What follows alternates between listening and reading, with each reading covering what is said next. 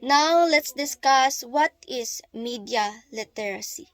So, media literacy is the content of the media. That is what we watch, read, or listen to. Muna atong magkakita, magabasa, o atoang madungog. That is the media literacy. And it also include the ability to access or to analyze information and media messages.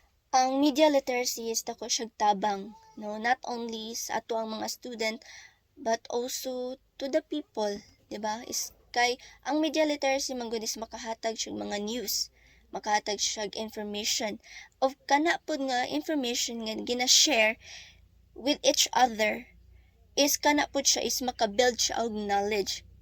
Diba? So, dako gid ang tabang sa media literacy diri sa ato ang world.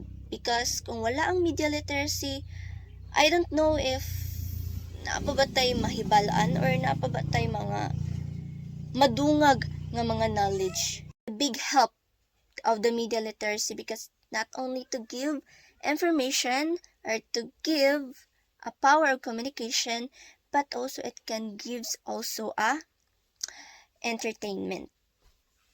And also we have examples of the media literacy, which are the social media, website, news, newspaper, images, advertise, and then also we have the television and movies.